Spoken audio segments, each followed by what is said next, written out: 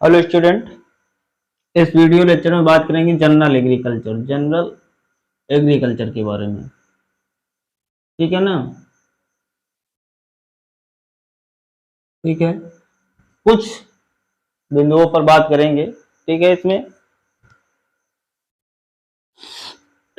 जैसे कि पहला टर्म लेते हैं एटेविज्म। एटेविज्म हिंदी में क्या कहते हैं? एटेविज्म। तो ये टर्म किससे रिलेटेड है? ठीक है,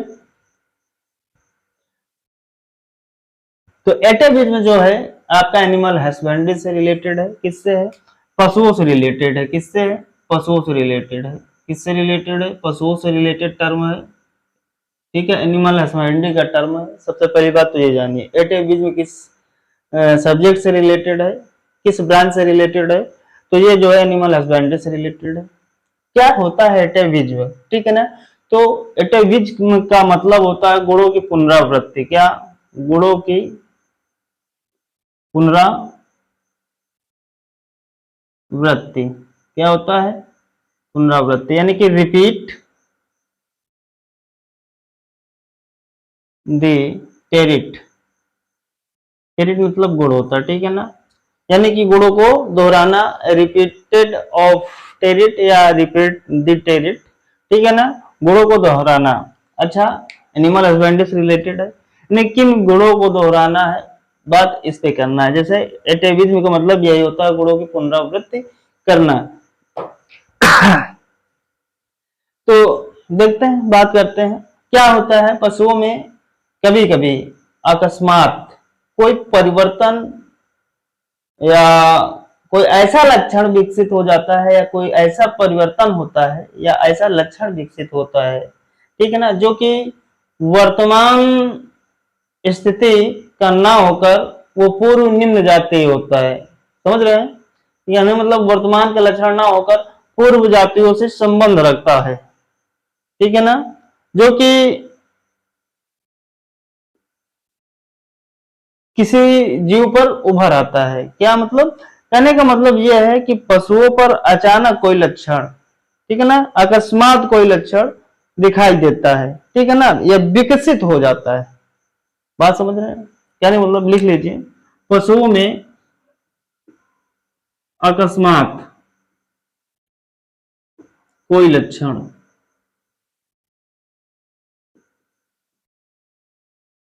विकसित हो जाता है। क्या हो जाता है? विकसित हो जाता है। क्लियर? और क्या होता है? वर्तमान की स्थिति में वो लक्षण नहीं होता है। ठीक है ना, कोई भी जीव पर वर्तमान में वैसे लक्षण ना देखे गए हैं। तो कहने मतलब वर्तमान का लक्षण ना होकर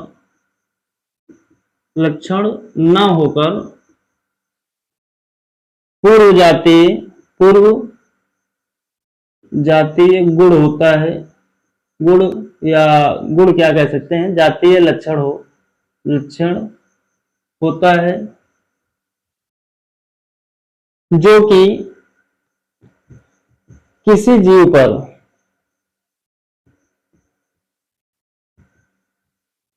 उभर आता है।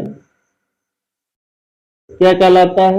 एटेविज्म कहलाता है। एटेविज्म कहलाता है। क्या कहलाता है? एटेविज्म कहलाता है। तो बात क्लियर है? कहने का मतलब यह है कि कोई पूर्व जात होती है, ठीक है, पूर्व जातियों का लक्षण होता है, वो जो है वर्तमान में अकस्मात यानी अचानक से, कहने का मतलब किसी जीव पर उभर आता है, तो वो क्या कहलाता है? एटेविज्म कहलाता है। ठीक है ना, पशुओं में अकस्मात कोई लक्षण विकसित हो जाता है, वर्तमान का लक्षण ना होकर पूर्व जातीय लक्षण होता है। पूर्व जाति मतलब कि जो जानवर या किसी जीव पर देखा गया है, उसके जो माता पिता में कभी या पूर्व जातियों में देखा गया हो, वो उभर के आ जाता है किसी जीव पर, वो क्या कहलाता है? एटेविज्म कहलाता है। इसीलिए इसे क्या कहते हैं? रिपीट ऑफ टेरिट या रिपीट द टेरिट। ठीक है ना, गुणों की पुनरावृत्ति। क्लियर? फिर अगला टर्म यह है हेरिडिटी। हेरिडिटी जिसे क्या बोलते हैं? हेरिडिटी को आनुवांशिकता। आनुवांशिकता ये क्या होता है, अनुवांशिकता क्या होता है? तो अनुवांशिकता का मतलब यही होता है कि कहने का मतलब कोई भी चीज जो जन्मजात होती है, क्या मतलब, ये भी, ये प्लांट से भी रिलेटेड हो सकता है, डेयरी सॉरी एनिमल हस्बेंड्री से भी रिलेटेड हो सकता है। तो कहने का मतलब जैसे कोई ना कोई, जैसे देखते हैं हम कि पशुओं में या पौधों में कोई ना कोई क्या तो जेनेटिकली जिसे बोला जाता है कि लक्षण आ जाते हैं, यानी माता पिता के जो लक्षण है संतान में स्थानांतरित हो जाना, या माता पिता के कोई भी रोग है या कोई कमियां हैं, ठीक है, वो क्या है, संतान में स्थानांतरित हो जाना। जैसे जानवरों में है, उसके जो पेरेंट्स के जो लक्षण होते हैं जेनेटिकली, या कोई भी विकार रोग है या कोई भी फिजिकली है, तो वो जो होते हैं कहने मतलब संतान में उत्पन्न हो जाना, वो क्या कहलाता है, हेरिडिटी कहलाता है, अनुवंशिकता कहलाता है। जैसे कि थोड़ी देर की मान लीजिए, जैसे कि हमारे बाल पक गए, हमारे बाल पक गए, या हमारे सर में बाल यहाँ पर नहीं है, तो ये सारी चीजें क्या होती है, जेनेटिकली होती है। जैसे माता पिता के सर में यहाँ पे बाल नहीं है, ठीक है, दोनों साइडों में नहीं है, तो संतान में भी वो चीज हो जाना क्या कहलाता है, हेरिडिटी कहलाता है। तो कहने का मतलब ये है कि पशुओं में जन्मजात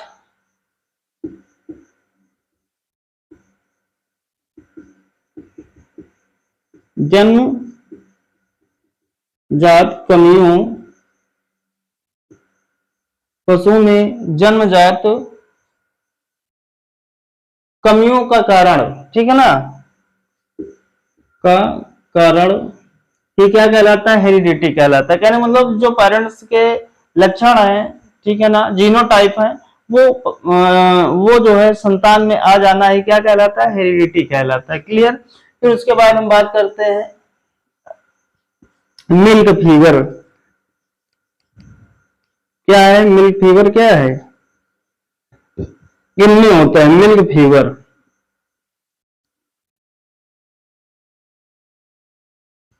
मिल्क फीवर क्या है, बुखार, क्या है, बुखार है। दुग्ध ज्वर, इसे क्या बोलेंगे, दुग्ध ज्वर। किसमें होता है, दुग्ध ज्वर किसमें होता है भाई, तो ये होता है पशुओं में। किसमें होता है, पशुओं में। कैसे पशुओं में, तो दूध देने वाले पशुओं में होता है। किसमें होता है, दूध देने वाले पशुओं में होता है, दूध देने वाले पशुओं में होता है,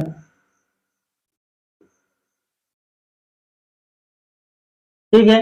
लेकिन इसमें भी एक कंडीशन ये होती है कि जो पशु अधिक दूध देने वाले होते हैं, अधिक दूध देने वाले, ठीक है ना, अधिक दूध देने वाले, क्या, अधिक दूध देने वाले पशुओं में ही मिल्क फीवर अधिकतर पाया जाता है।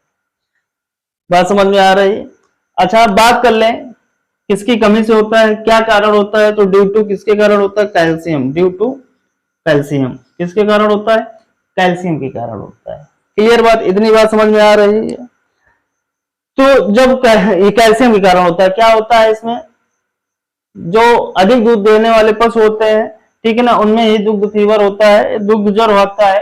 क्या होता है, शरीर में जो कैल्शियम की कमी हो जाती है, तो तब जो है शरीर में क्या होता है, कैल्शियम की कमी हो जाती है। किसकी कमी हो जाती है, कैल्शियम की कमी हो जाती है, तो मिल्क फीवर होता है। तो इसके लिए क्या करते हैं, कैल्शियम ग्लूकोनेट, किसका प्रयोग करते हैं, कैल्शियम ग्लूकोनेट। देखते हैं इसके कैल्शियम ग्लूकोनेट का जो है 25% का घोल, कितने परसेंट का, 25% के घोल, क्या करते हैं, कैल्शियम ग्लूकोनेट का जो 25% के घोल का जो है इंजेक्शन दिया जाता है। क्या दिया जाता है, इंजेक्शन दिया जाता है, ठीक है। अगर बात करें जो कैल्शियम ग्लूकोनेट है, तो मार्केट में आपके किस नाम से आता है, तो मार्केट में जो है आपके ये माइफेक्स के नाम से आता है। किस नाम से आता है, जो कैल्शियम ग्लूकोनेट है ये माइफेक्स के नाम से आता है। किस नाम से आता है, माइफेक्स। इसका जो व्यापारिक नाम है या बाजार का जो नाम है, जो जिस नाम से मिलेगा, ये जो है माइफेक्स। और ये जो है एक और बीमारी होती है रिंटस। कौन सी बीमारी होती है, रिंटस। रिंटस में भी ये कार्य करता है, ठीक है ना, रिंटस की बीमारी के लिए और मिल्क फीवर की बीमारी के लिए, ठीक है, मिल्क फीवर, इन दोनों के लिए किसका प्रयोग करते हैं? माइफेस का प्रयोग किया जाता है, यानी कैल्शियम ग्लूकोनेट 25% के घोल का इंजेक्शन दिया जाता है। कब दिया जाता है? जब पशु को मिल्क फीवर हो जाता है। क्यों हो जाता है पशुओं के शरीर में? जब कैल्शियम की कमी हो जाती है, ड्यू टू कैल्शियम। कैसे पशुओं में होता है? अधिक दूध देने वाले पशुओं में होता है। क्लियर इतनी बात? आगे बात करें अगले बिंदु पर।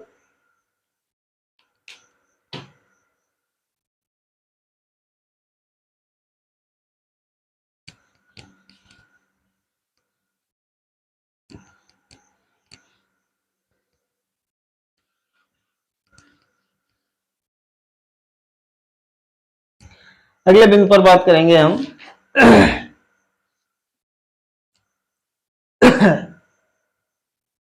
Pointed God. पॉइंटेड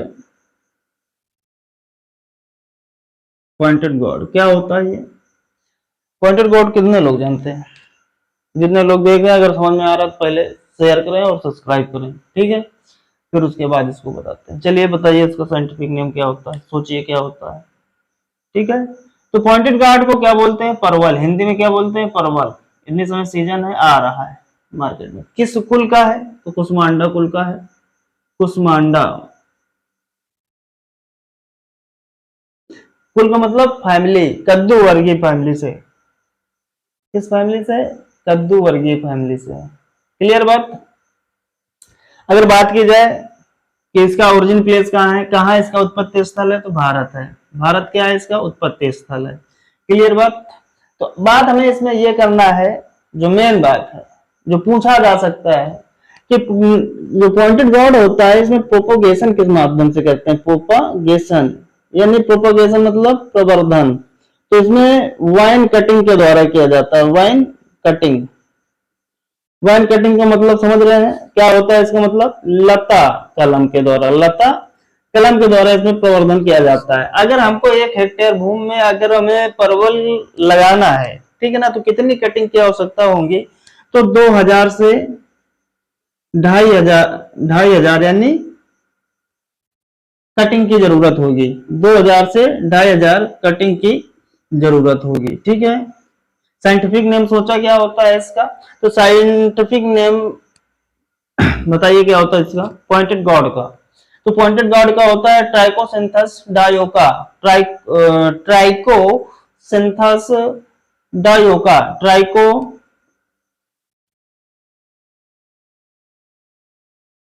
ट्राइकोसिंथस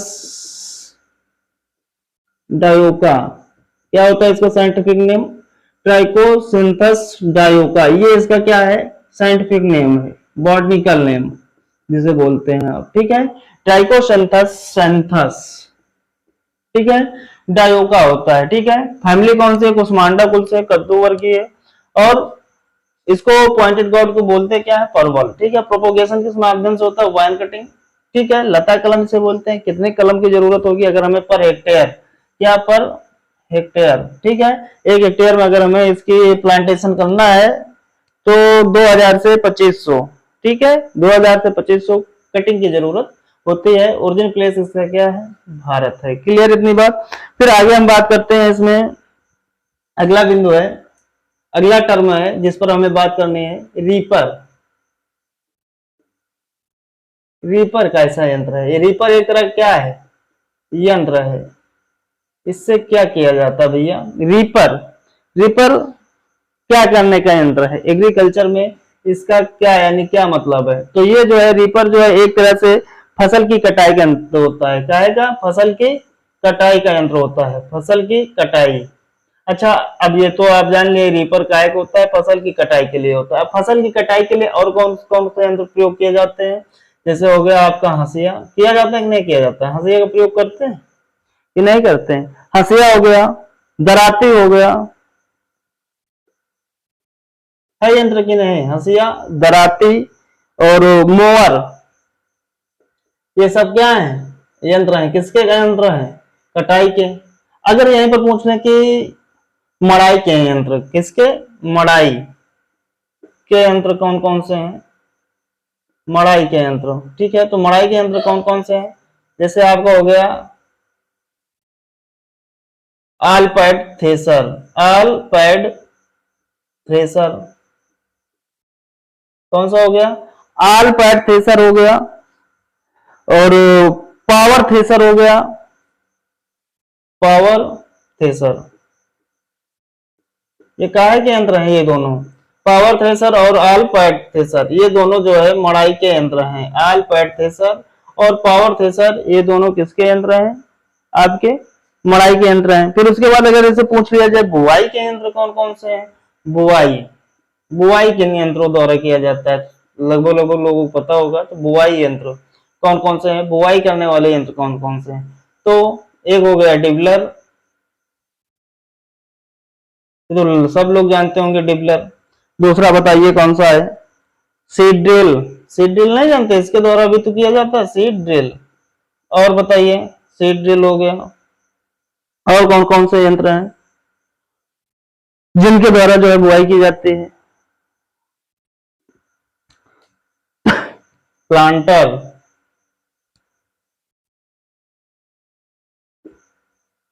ठीक है। फिर कल्टीवेटर भी है, ठीक है, कल्टीवेटर से जुताई करते हैं तो क्या कहते हैं, कल्टीवेटर। जुताई के पहले बीज को छिड़काया जाता है, फिर जो है जुताई करने का भी यंत्र और बुआई करने का भी यंत्र है। कहने का मतलब जब हम बीज छिटिक देते हैं, फैला देते हैं, तभी तो कल्टीवेटर का प्रयोग करते हैं। देसी हल हो गया, ये सब का प्रयोग किया जाता है, ठीक है ना। तो ये कुछ टर्म थे इससे रिलेटेड। फिर अगला एक टर्म और, कौन सा ऐसा फल वृक्ष है जिसमें एम्ब्रियो डार्मेंसी पाई जाती है, एम्ब्रियो डार्मेंसी,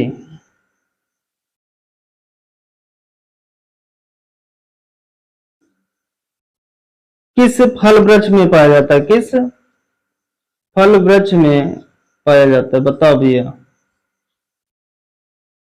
तो आंवला में पाया जाता है, किस में पाया जाता है, आंवला में पाया जाता है। क्यों पाया जाता है, आंवले में सबसे ज्यादा रिच सोर्सेस किसका होता है, विटामिन सी का होता है। किसकी वजह से, विटामिन सी की वजह से, ठीक है, किसकी वजह से, विटामिन सी की वजह से जो है इसमें जो है प्रचुर मात्रा में जो है विटामिन सी पाई जाती है। और इसमें जो है डार्मेंसी सीड, डार्मेन सी, विटामिन सी की वजह से जो है कहने का मतलब इसमें जो है सीड जो है सुप्तावस्था में चला जाता है, और इसका जो पौधा जो है अंकुरित काफी लेट में होता है, ठीक है। अच्छा एक चीज और, अगर आंवले को प्रिजर्व करना है, बात याद भी आ गई है, प्रिजर्व करना है, ठीक है ना, संरक्षित करना है, अगर नमक के घोल से करना है, अगर हम नमक के घोल में इसको परिरक्षित कर रहे हैं तो कितने दिनों तक हम परिरक्षित कर सकते हैं, कितने दिनों तक परिरक्षित कर सकते हैं आंवले को। तो अगर आंवले में 15%, अगर नमक का घोल इज ग्रेटर देन 15%, अगर 15% से अधिक नमक के घोल की मात्रा रख रहे हैं, नमक की मात्रा 15% से अधिक रख रहे हैं, तो 75 दिनों तक रखा जा सकता है। कितने दिनों तक, 75 दिनों तक। अगर लेस देन 50%, 15%, तो कुछ कम दिनों के लिए, कम दिनों के लिए इसको परिरक्षित करके रख सकते हैं। क्लियर इतनी बात। फिर उसके बाद एक दिन पर और बात करते हैं, आइसोबार क्या होता है, आइसोबार एक टर्म है, आइसोबार ये मेट्रोलॉजी का है, आइसोबार। तो आइसोबार क्या होता है, आइसोबार का मतलब क्या होता है, तो आइसोबार का मतलब ये होता है कि वे रेखाएं, कौन सी रेखाएं, वे रेखाएं जो समान वायुमंडलीय दाब को एक स्थान पर जोड़ती हैं। कौन सी रेखाएं, समान वायुमंडलीय दाब को, किसको, समान वायुमंडलीय दाब को, दाब को एक साथ एक स्थान पर यानी जिस स्थान पर जोड़ते हैं उसे क्या कहते हैं, जिस स्थान पर जोड़ते हैं उसे ही आइसोबार कहा जाता है। और एक होता है आइसोथर्म, उसमें क्या होता है, जो समताप रेखाएं होती हैं उन्हें जो है आइसोथर्म बोला जाता है, ठीक है। आज के लिए ये कुछ क्वेश्चन थे जनरल एग्रीकल्चर के, ठीक है, थैंक यू।